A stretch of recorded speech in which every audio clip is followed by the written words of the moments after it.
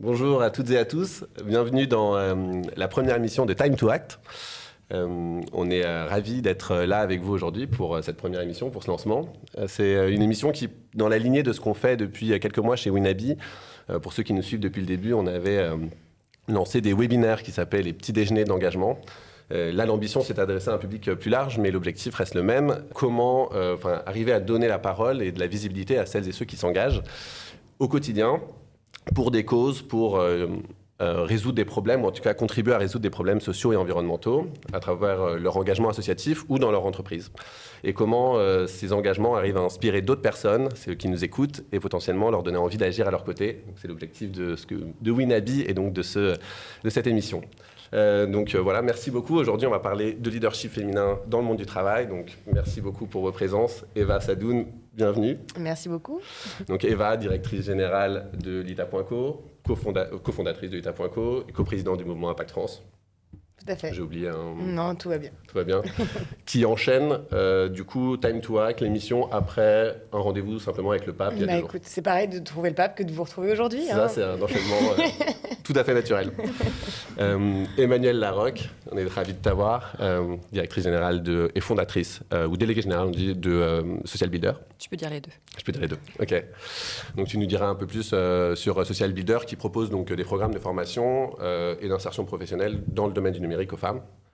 Donc, on sera ravis d'en savoir plus. À tout de suite. Très bien.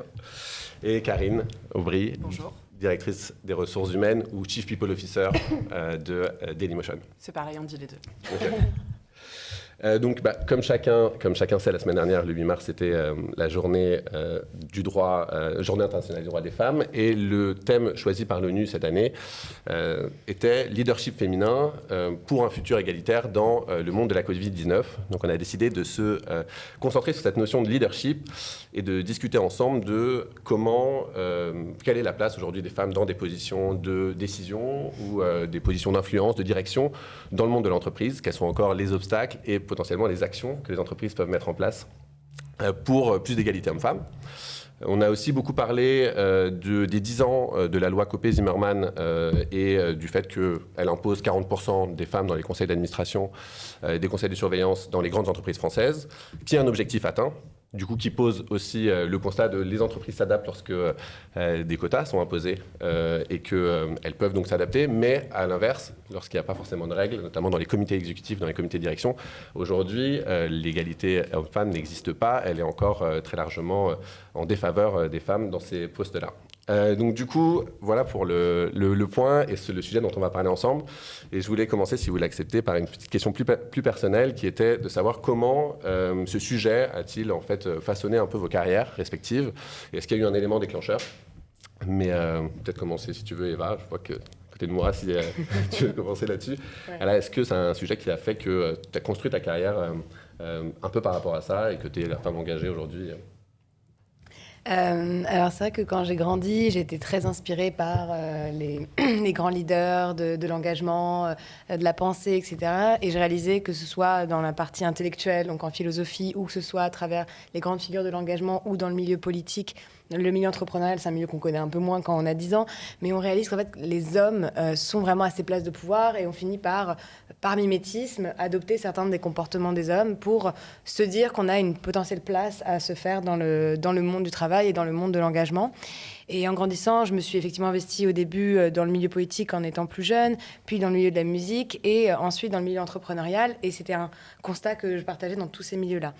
Et je me suis dit, comment faire pour que les femmes puissent avoir davantage de place dans ces institutions? Pourquoi est-ce que malgré qu'il y avait énormément de femmes qui écrivaient, on se retrouvait avec des programmes scolaires avec uniquement des intellectuels masculins? Pourquoi est-ce qu'il y avait des femmes qui entreprenaient, qui avaient envie de prendre le pas sur leur avenir? On se retrouvait avec des communautés d'entrepreneurs qui étaient essentiellement masculines, en tout cas qui proposaient une vision qui faisait évoluer l'ensemble du marché, et pourquoi les leaders politiques étaient essentiellement des hommes, et qu'en France, effectivement, on a eu une fois une première ministre femme, mais que c'était quelque chose qui ne se reproduisait pas, et que malgré tout, malgré la parité dans les conseils d'administration ou même dans le milieu politique qui est imposé, les lieux de pouvoir, les lieux régaliens, etc., sont vraiment occupés par des hommes.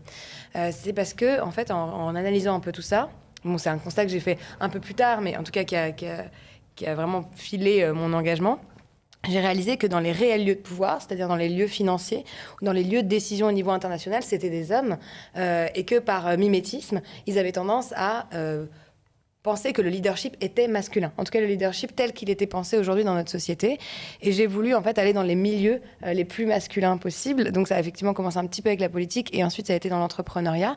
Parce que finalement, en ayant travaillé en entreprise, que ce soit chez BNP dans les analyses extra-financières ou dans le milieu ONG ou en Inde dans le milieu entrepreneurial, je réalisais que c'était impossible pour une femme de vraiment passer les échelons. Vous en êtes une preuve, mais quand même nécessairement, je me disais que j'avais pas le temps en fait d'attendre et de me battre en fait au sein de l'entreprise pour prouver que j'avais une voix à porter. J'avais envie de porter ma propre voix. C'est pour ça que l'entrepreneuriat, alors que c'était pas nécessairement naturel pour moi, est apparu comme un réel moyen d'émancipation, et surtout, je pense que je suis aussi tributaire dans le sens positif de la discrimination positive. Si j'en suis arrivée là, c'est pas uniquement parce que je pense que je suis très brillante, mais au-delà de ça, je pense aussi qu'il y a eu des moments un peu clés dans ma vie où en fait un média m'a donné la parole, une conférence m'a ouvert la voie parce qu'il n'y avait pas de femmes, et surtout en portant des sujets aussi complexes que le secteur financier ou l'engagement politique. C'est vrai qu'il y avait peu de femmes dans ce domaine-là, et ça a été vraiment pour moi un moyen de m'émanciper et aujourd'hui d'avoir cette place dont je suis très fière. Merci pour ce témoignage qui en plus revoit tout le sujet en même temps. Donc c'est super. Merci beaucoup Eva. Emmanuel, est-ce que en même temps peut-être nous dire aussi comment les origines de Social Builder C'est hyper inspirant ce que vient de dire Eva, parce que je crois profondément dans l'empowerment par l'entrepreneuriat. Je pense que les femmes pourront vraiment s'exprimer dans toute leur richesse et tout leur savoir et tout leur talent en créant des choses de leurs propres mains. J'y crois vraiment très fortement. Donc voilà. Et je suis moi-même entrepreneur d'ailleurs. Donc j'y crois et je le fais. Donc sur l'origine, très clairement, moi j'ai été une petite fille révoltée par l'injustice, et plus spécifiquement vers les femmes. Et je le dis de temps en temps avec un peu d'humilité, mais ma maman m'appelait la suffragette quand j'avais 5 ans. Et je me suis toujours posé la question, mais d'où ça me venait? Et je pense que ça vient d'elle, concrètement. Elle qui était aussi patronne d'entreprise et qui n'avait pas de formation et qui n'avait pas de diplôme et qui s'est faite à la force de son travail. Donc, je pense que ça m'a quelque part rapidement éveillée sur beaucoup de choses. Et j'ai moi, eu très profondément inscrit le besoin d'en faire mon métier. Voilà, ça s'est imposé à moi, je ne l'ai pas cherché, mais plus j'avançais et plus je me rendais compte que ce sujet revenait à chaque fois taper mes interrogations, mes envies. J'ai repris une formation en sociologie après avoir fait une école de gestion pour aller plus loin sur la question du genre, de l'innovation des organisations. Donc, j'ai voulu vraiment comprendre ce qui se passait. Et à un moment, je me suis dit, mais au final, tout ça, c'est que du social, c'est que du système, donc ça peut se déconstruire. Et donc, il y a 10 ans, Social Builder est né. Et Social Builder, ça a été des conversations, alors vraiment de potes, mon congé maternité, c'est la galère de revenir. Je trouve quand même que mon travail n'est pas hyper bien valorisé. J'en ai marre des petites remarques au boulot. Et c'était aussi, à l'époque, et je tiens à le dire, c'était un copain qui me disait, je ne sais pas comment parler de mon congé parental, je ne sais pas comment l'activer. Et c'était un vrai sujet. Je me dis, mais c'est pas possible, on en est encore là. C'est dingue. Et là, j'ai décidé vraiment de me dire non, c'est plus possible. Et arrivé à ce moment, à un point de démarrage de la transformation numérique, on commençait à parler de ces sujets. Et je me suis dit, transfo, nouvelles règles, nouvelles opportunités. Et il va falloir qu'on y aille. Et donc ça, c'est il y a 10 ans. Et aujourd'hui, au final, le numérique est un pourvoyeur d'emploi de dingue. Tous les métiers, 80% des métiers vont changer d'ici 2035. Et les femmes ne sont toujours pas engagées sur ces métiers, accompagnées à développer les bonnes compétences et du coup sont fortement pénalisées à vraiment s'inscrire durablement dans une économie transformée. Et donc on est parti de là, de dire on va travailler une mission très simple, créer une économie numérique qui offre les mêmes opportunités aux femmes et aux hommes, et on va accompagner les femmes, vraiment les engager sur cette nouvelle économie, dans cette nouvelle économie, leur montrer les nouveaux métiers, la richesse de ces métiers et le fait qu'elles peuvent vraiment s'y inscrire, travailler sur des programmes qui vont les permettre de se former à tous les métiers qui sont en train d'émerger et main dans la main avec les entreprises et aussi avec les organismes de formation qui ont un rôle majeur à jouer pour se réformer et faire en sorte que non seulement elles soient accueillies, mais qu'elles puissent se développer dans les organisations. Et après 10 ans, c'est 55 000 femmes qui ont été accompagnées aujourd'hui sur tout ce qui est compétences numériques et main dans la main avec les entreprises qui ont un rôle fondamental à jouer sur ce sujet. Merci beaucoup. Quelle transition. Oui, c'est ça. Ça tombe parfaitement. Du coup, pour revenir sur le point de la genèse de mon engagement, c'est aussi, je pense, l'exemple de ma mère qui m'a effectivement élevée avec l'importance d'être indépendante, de croire en moi, de travailler dur, on va dire la culture du mérite, etc. Et malgré tout ça, d'être effectivement faire face à de la discrimination, à du sexisme au cours de mes études, au cours de ma carrière. Il se trouve que j'ai essentiellement travaillé dans l'industrie et dans la tech, donc milieu quand même relativement masculin, avec un système construit autour de beaucoup de préjugés. Donc au-delà des... J'ai toujours été dans les ressources humaines, donc j'ai été moi-même salariée, mais aussi en situation d'accompagner des entreprises et des salariés dans des situations de discrimination sexiste, heureusement pas sexuelle, mais sexiste. Donc forcément, j'ai été en responsabilité à un moment de devoir régler ces problèmes-là, non seulement quand ils apparaissaient, ou essayer de comprendre quelles étaient les solutions long terme qu'on pouvait mettre en place en tant que fonction ressources humaines dans une entreprise. Et surtout, à un moment, j'ai été fatiguée d'entendre « c'est la tech, c'est comme ça, c'est masculin, on n'y peut rien, il n'y a pas de femmes en école d'ingénieur, etc. » Comme s'il fallait renoncer. Donc, ce n'est pas du tout mon éducation en travaillant, on peut résoudre les problèmes. Et la phase actuelle de mon engagement, c'est vraiment la rencontre avec une équipe de direction chez Dailymotion il y a bientôt 3 ans, où j'ai enfin trouvé une entreprise où, de par la nature de notre produit, de notre offre, sur une offre qui se veut intuitive, éthique, de mettre à disposition de nos utilisateurs, utilisatrices, du contenu de qualité, loin des mécanismes de compulsion, de consommation compulsive de vidéos.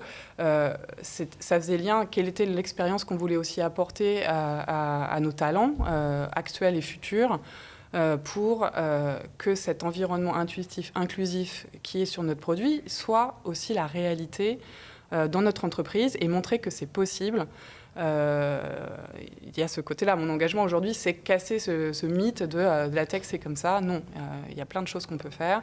Et mon engagement aujourd'hui, c'est d'expliquer aux décideurs, décideuses dans les entreprises et évidemment à mes pairs dans la fonction ressources humaines, de comment on peut faire sans forcément énormément de moyens, avec des actions très concrètes pour rééquilibrer les forces et s'autoriser à avoir une multiplicité de talents. Donc le sujet de la parité, c'est un des sujets sur lesquels je suis très engagée, celui sur lequel on échange aujourd'hui, mais ce n'est pas seulement la parité homme-femme qui m'intéresse, c'est toute forme d'inclusion des différentes diversités.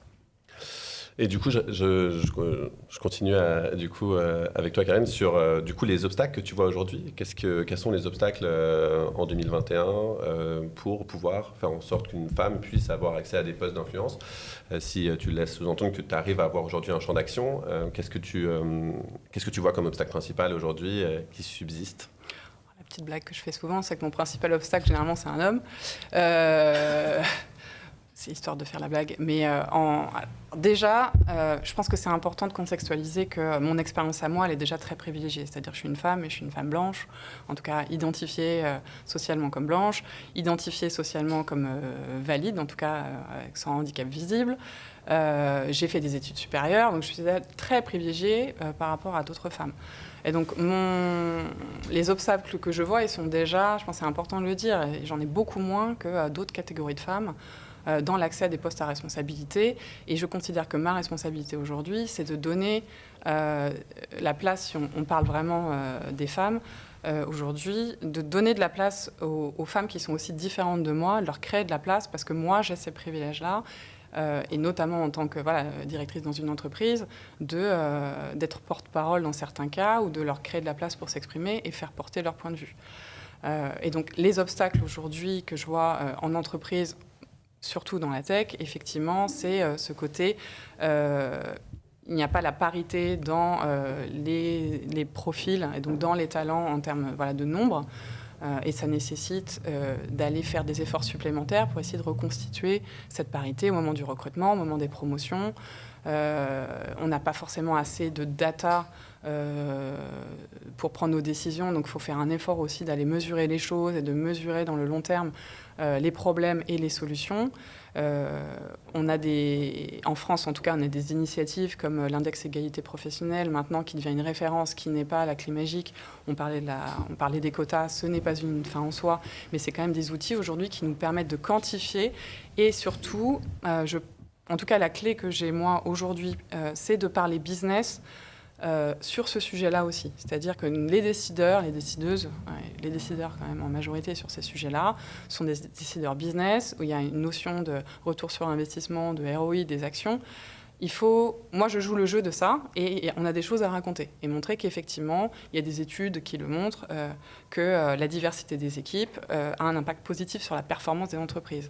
Donc, même si c'est bien de le faire, mais si malgré tout, il faut expliquer pourquoi il y a un intérêt effectivement à avoir une diversité des équipes et une parité, c'est bon pour le business. Parfait. Tu pourras peut-être nous dire juste après quels sont les exemples d'indicateurs qu'on peut mettre en place qui peuvent être pertinents à suivre pour une entreprise qui, effectivement, en chiffrant, ça permet de voir vraiment l'impact. Emmanuel, est-ce que toi, les obstacles que tu vois aujourd'hui dans le monde de l'entreprise, quels sont les principaux? Il y en a plein, j'imagine, mais peut-être... Ouais, je vais m'amuser à rebondir sur ce que tu viens de dire, parce qu'au final, ce que je dis souvent, mais malheureusement c'est vrai, c'est qu'on a fait le business case de la diversité, on a fait le business case de la parité. Il y a des études par milliers qui prouvent que des environnements mixtes, paritaires, divers, mais bon, je dirais en tout cas mixtes hommes-femmes, créent de la performance. La dernière, c'est l'étude de l'Organisation internationale de travail de 2019 qui vraiment, noir sur blanc, met aujourd'hui les organisations, les entreprises qui ont une réelle mixité, parité, créent 60% de plus de performance financière et d'efficacité. C'est pas un chiffre comme ça tiré d'un chapeau, c'est des études internationales. Et du coup, face à ce constat, si les chiffres créent du changement, ça se saurait.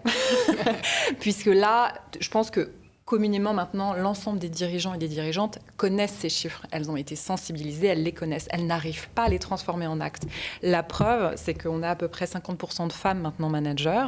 On a 60% de femmes qui sont diplômées des études supérieures en Europe. Donc, c'est-à-dire le vivier de talent, il est là. Et elles ne sont que 20% dans tout ce qui est comité de direction. C'est hyper important de rappeler les chiffres parce que ça, c'est de la data, mesurable et claire. Aujourd'hui, on perd les femmes. Dans un moment où les organisations disent on a besoin de talent, on va devoir faire face à une crise majeure, qu'on va devoir accompagner sur la durée, comment on garde les femmes? Elles sont formées, on les fait rentrer en entreprise, elles connaissent le business et au bout d'un moment, elles ne progressent plus, elles partent. Et donc, face à ce constat-là, il y a vraiment des leviers qui fonctionnent, mais que les entreprises ne systématisent pas et surtout ne travaillent pas en concomitance. Déjà, la première chose, c'est qu'on forme et on accompagne beaucoup les femmes sur tout ce qui est compétences relationnelles, humaines, management. Et ça, c'est essentiel, c'est très, très important et on fait ça, je pense, avec tous les talents. Mais on ne les accompagne pas assez sur tout ce qui est compétences business, strat, financières. En fait, ce qui sont les vrais outils, les vrais langages de l'entreprise à certains niveaux. Et c'est là où je reviens sur mon sujet qui est la tech, parce que, étant donné le contexte, du coup, la compréhension de l'impact de la technologie sur les business, sur les nouveaux usages et sur les transformations massives du monde économique, ça devient des sujets clés et il faut accompagner les femmes sur ces sujets-là. Le deuxième sujet, c'est on parle beaucoup, les femmes, le réseau, etc. Mais mettez les femmes en avant. Il faut accompagner les femmes, avoir de la visibilité dans l'entreprise et à l'extérieur de l'entreprise. Il faut que les femmes soient le porte-drapeau des couleurs de l'entreprise, qu'elles la promeuvent. Et à ce moment-là, on ne se posera plus la question si elles apportent du réseau, si elles apportent de la valeur et si elles font rayonner l'image de l'entreprise et sa notoriété. Ce sera le cas. Il faut les mettre en avant. Et donc, on n'aura plus de sujet de rôle modèle. Il n'y aura plus ces sujets-là.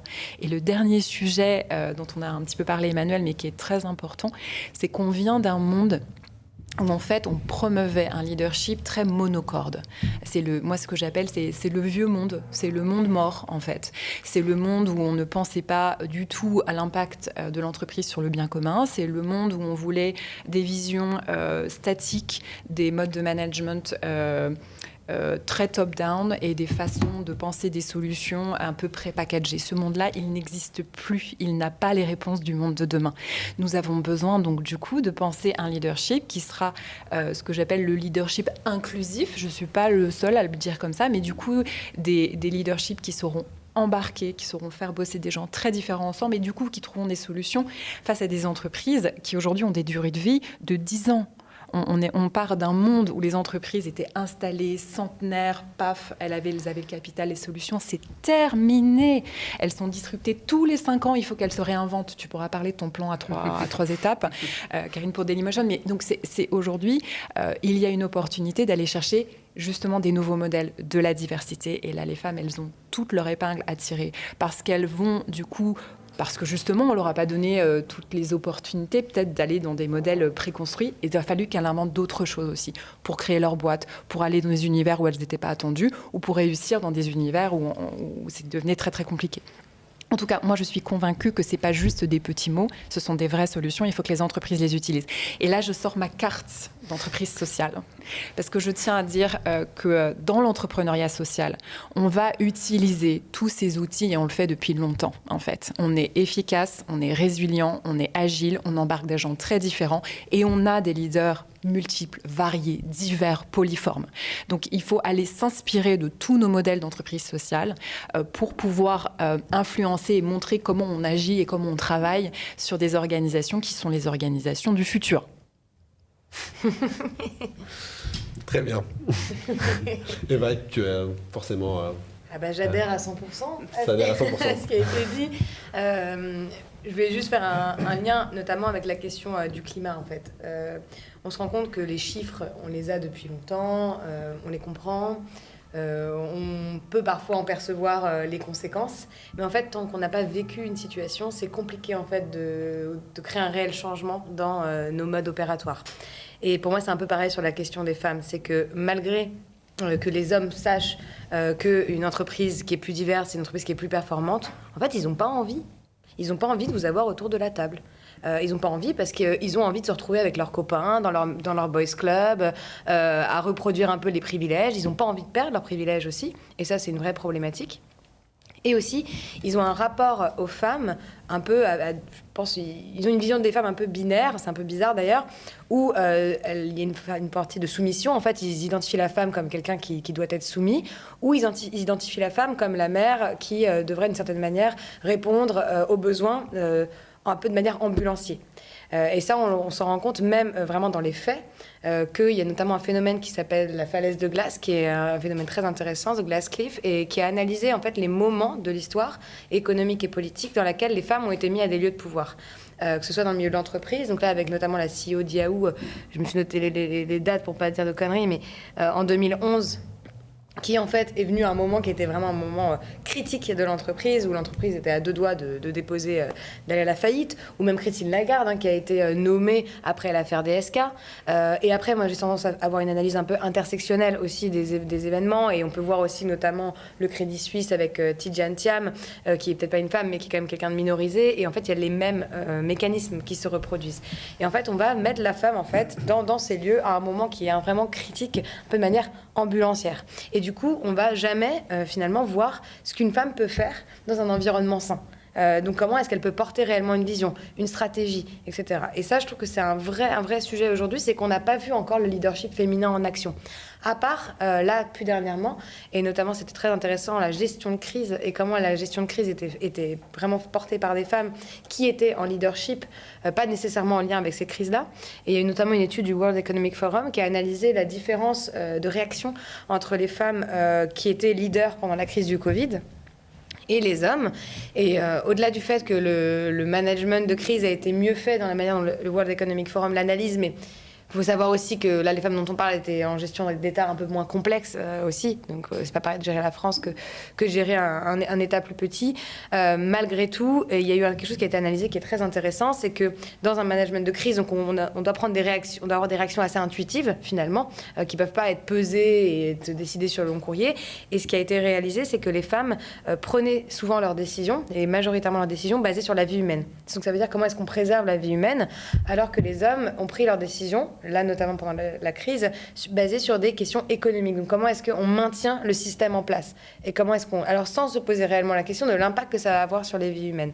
Et ça, c'est assez intéressant, en fait, de voir comment un leadership féminin, peut-être pas parce qu'il est, sans être trop essentialiste non plus, mais malgré tout, aujourd'hui, on est héritier d'une forme de déterminisme, hein, quand on a été éduqué dans cette société, donc on peut encore faire ces analyses de genre, à mon sens. Il est intéressant de voir comment est-ce qu'on va amener ce leadership-là. Sauf que le problème, c'est que souvent, il est souvent en clash. Et c'est ça, en fait, qui peut souvent poser problème dans des conseils d'administration, etc. C'est qu'il va être... c'est des leaderships, s'ils ne sont pas dans le compromis, qui ont un peu du mal à cohabiter. Donc, il faut apprendre à faire cohabiter ces différents leaderships. Et c'est pourquoi, pour moi, il est essentiel d'aller encore plus loin sur la question des quotas. Parce qu'effectivement, on va avoir des femmes un peu porte-drapeau ou dans certains conseils d'administration, sans avoir, en fait, les fonctions stratégiques qui sont réellement portées par des femmes.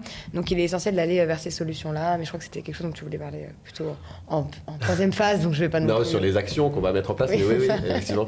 Non, merci, mais par contre, je voudrais revenir juste quelques minutes sur la crise du coup sanitaire, et effectivement, c'est la thématique choisie par l'ONU, mais du coup, qui met en exergue deux choses: le fait que les femmes ont joué un rôle, ou jouent toujours un rôle très important dans cette crise, mais aussi qui reflète les inégalités qui existent, dont on parle depuis tout à l'heure. Mais est-ce que cette crise a aussi un impact sur notre façon de travailler aujourd'hui, avec le télétravail, c'est censé bouleverser un petit peu nos habitudes? Chacun parle du monde d'après et il met derrière ce qu'il a envie d'y voir. Mais du coup, la question que j'ai envie de poser, c'est: est-ce que c'est un moment particulier qui peut être un moment important pour renforcer l'égalité homme-femme? Et est-ce que vous avez le sentiment que ça l'est, ou est-ce que c'est pas du tout traité? Je ne sais pas si Emmanuel, tu veux dire un mot là-dessus? Je ne vais pas être très sympa alors. Bah alors, tu peux.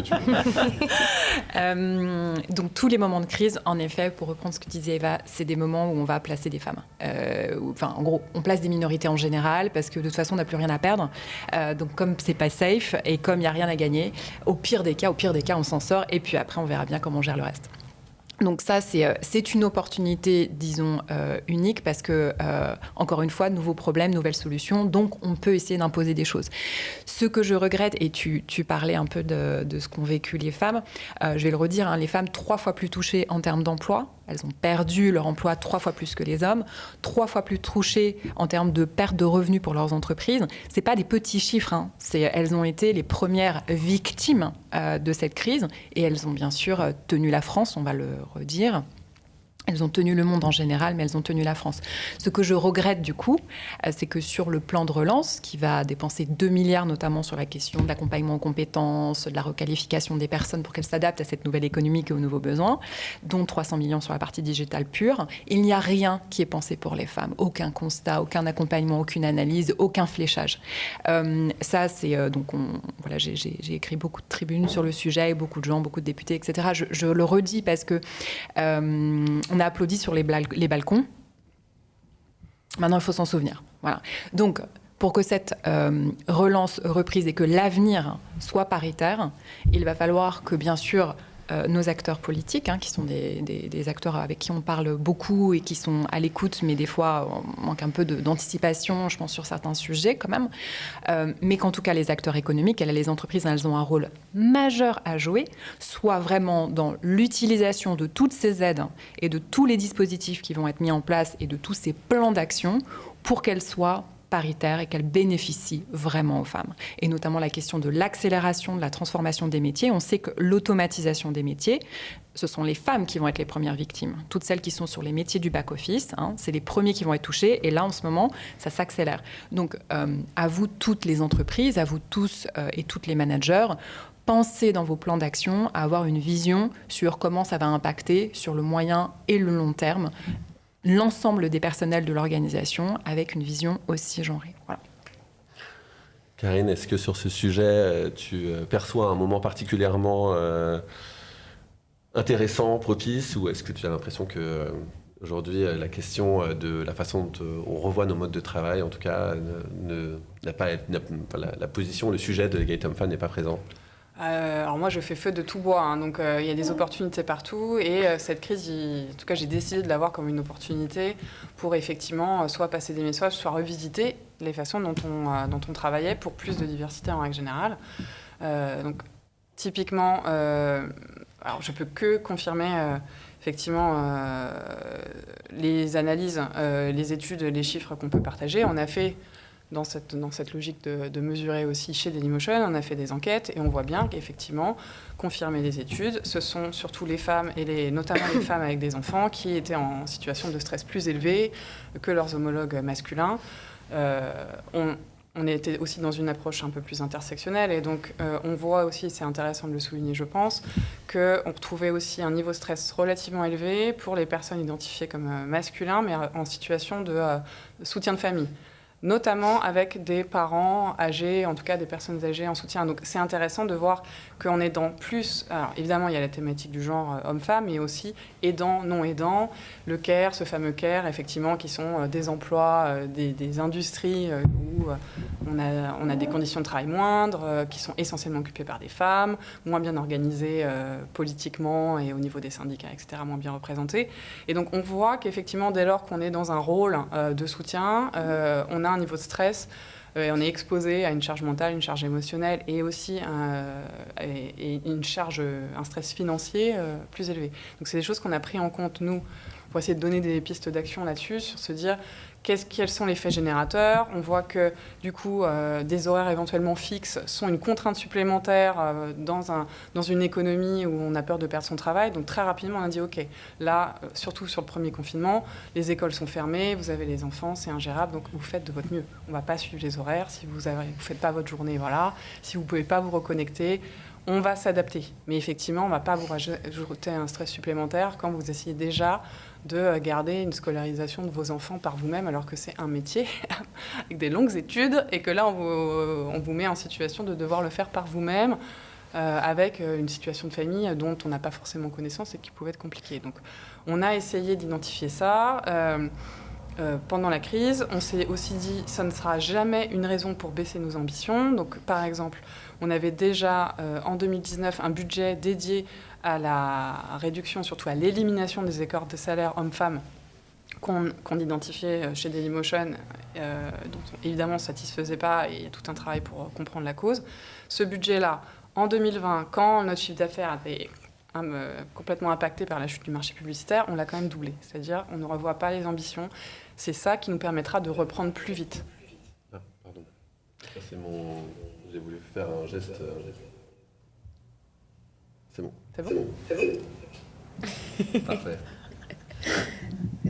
Donc il y a une conviction, enfin il y a vraiment une conviction forte de ma part de se dire ce monde d'avant, réjouissons-nous qu'il soit en train de mourir et préparons-nous pour la reprise, que ça aille plus vite en mettant en place effectivement ces conditions du changement.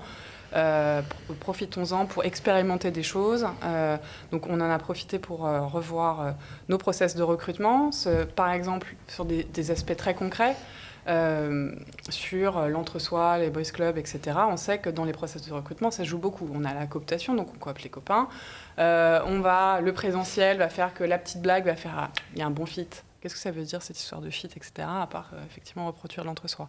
Donc le fait de plus pouvoir faire de présentiel, en tout cas on a décidé de plus faire de présentiel pendant très longtemps dans les entretiens de recrutement, ça a permis de remonter à dire quelles sont les étapes, quelles sont les questions qu'on pose, quelles sont les réponses qu'on attend. Ça a été une bonne opportunité pour nous de se dire comment on limite nos biais, comment on en profite aussi pour se former et pour former nos équipes sur leur faire prendre conscience de ça.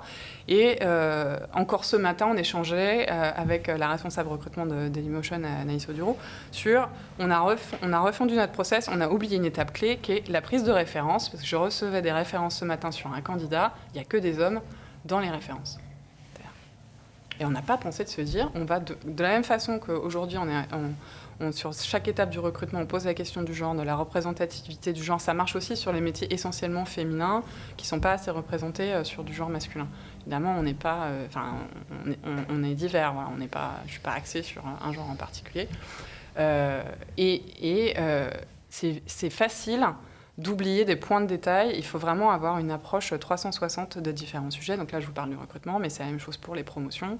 C'est la même chose pour les augmentations de salaire, sur qui prend la parole dans les événements extérieurs, sur évidemment qui on envoie dans les groupes de travail, qui est présent dans les meet-up, qui gère, qui a les objectifs d'organiser les événements d'équipe. Ça, c'est un grand classique de l'entreprise, c'est-à-dire que les team building, les apéros, les choses comme ça, bizarrement, c'est des femmes qui s'en occupent. On ne voit pas ça dans les objectifs, alors que ça tend la cohésion, etc.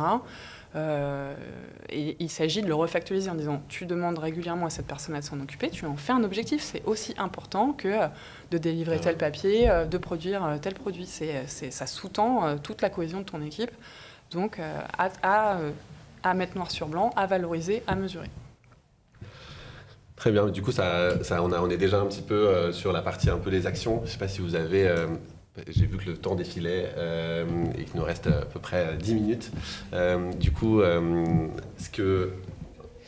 Eva, tu n'as pas donné un peu ton avis sur cette crise, mais tu avais déjà un peu d'idées. Tu peux le compléter si tu veux. Et peut-être, là, en quelques minutes, si vous avez des actions ou des conseils de choses que les entreprises qui potentiellement nous écoutent là pourraient mettre en place aujourd'hui,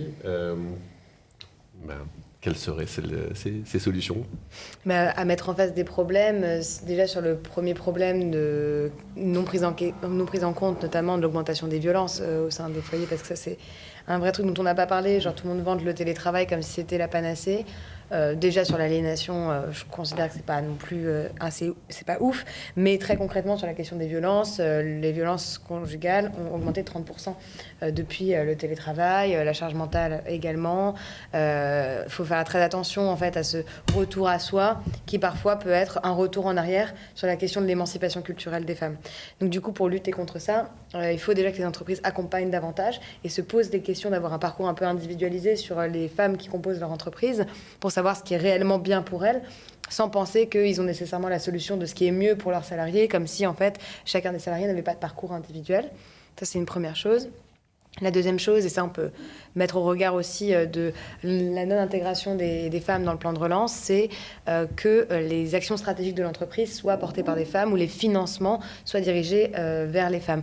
Aujourd'hui, on a une conception en fait de l'excellence dans nos sociétés, que ce soit au niveau européen, au niveau des banques, etc., qui est vraiment très portée sur l'innovation de rupture ou des innovations en fait qui sont pas nécessairement pertinentes d'un point de vue global, mais qui peuvent être un petit peu très attendues ou qui peuvent un peu donner envie à tout le monde. Et là, on l'a vu notamment sur le plan de relance, sur la question des financements, où en fait, il y a eu une demande qui a été faite par notre mouvement, le mouvement Impact France, sur le fait que l'ensemble des investissements du plan de relance liés à l'innovation et pas nécessairement aillent vers des entreprises qui au moins respectent les règles de parité, sans aller vraiment encore plus loin. On demande juste à ce que la loi au minima soit respectée dans le cadre des plans de relance. Et ça a été refusé par d'ailleurs une rapporteuse. Donc souvent, on met les femmes à ces endroits-là pour qu'elles disent non, alors qu'elles sont sous la joute de leurs institutions. Et ça, c'est un vrai problème. Et je pense que dans l'ensemble des programmes en fait, d'investissement ou d'innovation ou de développement, il faut se poser cette question de la parité et à quel point ces programmes-là sont portés en parité. Et pas nécessairement avec une vision d'homme qui ensuite va être appliquée, où en fait les petites mains seront des mains de femmes. Et je pense qu'il faut aussi faire l'exercice de donner des postes, notamment sur des questions financières ou stratégiques, à des femmes qui n'ont pas nécessairement cette compétence. Et notamment, moi, il y a une personne qui m'impressionne beaucoup, c'est Fabienne Dulac, la nouvelle directrice générale de Orange, qui en fait est sociologue, qui n'est pas nécessairement, vient pas nécessairement du milieu, enfin, elle a eu un parcours ensuite dans les télécoms, etc., mais qui a une approche extrêmement... La technique, ça s'apprend. En fait, la technique, franchement, il faut arrêter. La finance, c'est finalement assez simple si on se planche 2 secondes dessus. La tech, c'est pareil. Si on forme des gens à 42 en un an pour être senior développement d'une boîte, je pense qu'on peut former aussi des femmes en 6 mois pour commencer à comprendre les enjeux. Donc je pense que la technique, ça s'apprend, mais que le reste, les soft skills, c'est quelque chose qui est en nous et qu'il faut commencer à donner ces postes de responsabilité et de décision aux femmes, parce que malgré tout, ils resteront aujourd'hui, pendant encore quelques décennies, des postes déterminants en fait, pour les choix économiques. Merci. De rien. Emmanuel, des conseils, d'actions qu'une entreprise qui nous écoute peut mettre en place ? Alors, ouais, des petits tips. Alors là, je vais revenir sur mon sujet de cœur, hein, qui est les femmes dans les métiers techniques, numériques et les métiers d'avenir. Donc, c'est extrêmement concret et j'ai beaucoup aimé ton témoignage parce que c'est plein de petites choses invisibles. Moi, quand j'ai des dirigeants et des dirigeantes en face de moi ou même des managers, mais tu sais, j'ai pas de CV. Je lui dis, mais alors moi, si je t'apporte des CV, comment tu les regardes, les CV? Et c'est là où il y a des loups, en fait. Et aujourd'hui, on a engagé, notamment avec le Syntec numérique, un grand mouvement autour d'un manifeste qui s'appelle la reconversion des femmes dans les métiers numériques. Parce que si on veut aujourd'hui des femmes dans ces métiers, il va falloir les reconvertir. Parce que le système de formation initiale n'en produit pas assez. Donc, très clairement, quand une entreprise vient me voir en disant je voudrais des femmes, je leur dis faut les produire. Donc pour les produire, déjà il faut leur parler des métiers d'une manière qui leur donne envie, donc pas forcément en mettant toujours en avant la partie technique parce qu'elles n'ont pas, encore une fois, les grands industriels marketent pas les jeux vidéo, les PC vers les femmes, hein, il faut être super clair là-dessus, donc elles ne sont pas dans ces environnements-là, mais en revanche, si tu présentes le métier au quotidien, comment il est exercé dans l'entreprise, les compétences que ça va mobiliser, le sens de ces métiers, elles vont courir. Et s'il y a de l'argent aussi, elles vont courir aussi vers ces métiers. C'est ce que je dis aux boîtes. Il y a un poste, elles iront. Voilà, juste donnez-leur les moyens de se former. Donc, les femmes veulent aller sur ces métiers si on leur parle correctement. Donc, il y a cet effort proactif à faire. Et ça, toute entreprise peut le faire, parler de ces métiers d'une manière inspirante. Ensuite, il y a tout ce qui va être, bien sûr, la formation. Donc, comment on sélectionne les profils sur des formations? On va leur demander l'expérience qu'elles ont eue. Je sais pas, est-ce qu'elles savent monter un ordinateur? Est-ce qu'elles ont déjà des notions de code, etc. Non, il va falloir repenser tout le dispositif pour faire développer ces compétences, pour que ce soit accessible aux femmes et qu'elles ne soient pas, encore une fois, évaluées sur des prérequis. Et puis ensuite, vient l'entreprise et ses modèles et ses critères de recrutement. Le diplôme d'ingénieur, là, c'est compliqué pour les femmes. L'âge, il faut qu'elles aient moins de 25 ans. Les femmes en reconversion, elles ont plutôt entre, 30, 40 ans. Enfin, il y en a d'autres bien avant, mais il y en a d'autres aussi après. Donc, il faut penser à ça. Et puis, la diversité des expériences, des environnements, des formations initiales. L'entreprise, elle doit travailler sur ces critères de recrutement. Après, elle doit travailler sur l'accompagnement interne. C'est pas tout de mettre de la diversité. Il faut créer de l'inclusion. Donc, il faut que ça marche. Il faut que la sauce prenne, que les gens travaillent ensemble dans le respect de tout à chacun. Donc ça s'accompagne. En fait, ça ne s'invente pas. Et ça veut dire qu'il faut sensibiliser, continuer à sensibiliser tous les salariés de pourquoi on fait ça. Quel est le sens derrière? Quelle culture d'entreprise on a envie de créer et comment, au quotidien, dans chaque comportement, ça va se concrétiser. Parce que la culture, ce sont des comportements quotidiens. Comment tu interpelles ta collègue ou ton collègue, à qui tu donnes la parole, comment tu contextualises les choses pour que ce soit acceptable par tous. Voilà. Donc, c'est des choses extrêmement concrètes et j'ai le sentiment qu'on dit toujours la même chose parce qu'au final, la recette, on la connaît. Mais elle n'est pas encore mise en œuvre de manière cohérente et systématique. Donc j'en appelle à vraiment une vision d'avenir, de se dire je mets en place un plan d'action et je lui laisse le temps de fonctionner. La diversité n'est pas une prophétie autoréalisatrice. Voilà, elle s'accompagne. Merci. Karine hoche la tête. Oui, ça fait écho avec des programmes qu'on est en train de mettre en place nous. C'est-à-dire, il faut vraiment dans une vision caricaturale, il faut prendre sur le temps de production pour effectivement passer du temps à former les gens, leur expliquer, répéter, parce que c'est pas pourquoi.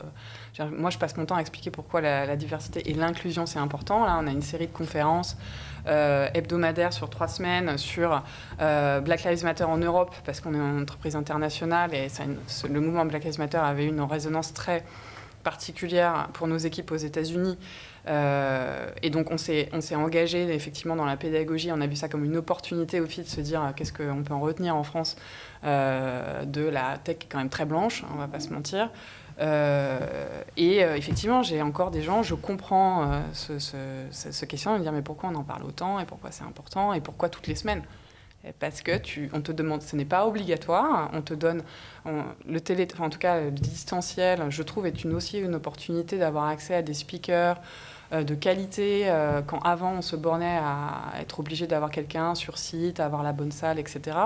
Là, on a pu avoir accès à des gens de grande qualité qui aussi avaient besoin de réinventer leur business parce qu'il y avait moins de conférences sur site. Et donc, on a pu avoir des intervenants de grande qualité régulièrement avec différents prismes pour que les gens, effectivement, qu'on puisse éduquer, nous, nos équipes, à la prise en compte de ces différences.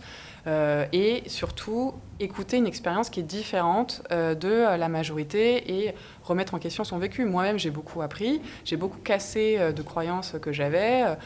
Typiquement, Black Lives Matter, c'est une des choses qui m'a permis le plus de m'ouvrir. Il y a des podcasts fabuleux aujourd'hui. La connaissance, elle est disponible et je considère que c'est quand même la responsabilité de l'entreprise d'organiser cette transmission de compétences et d'aller, effectivement, il y a une citation de Brené Brown que vous connaissez peut-être, qui est « Chaque jour, je choisis le courage au lieu du confort ». Je considère qu'aujourd'hui, les entreprises, surtout dans la tech, avec les challenges qu'on a, pour être différenciants, pour survivre et surtout pour réussir, tous les jours, il faut choisir le courage et non le confort.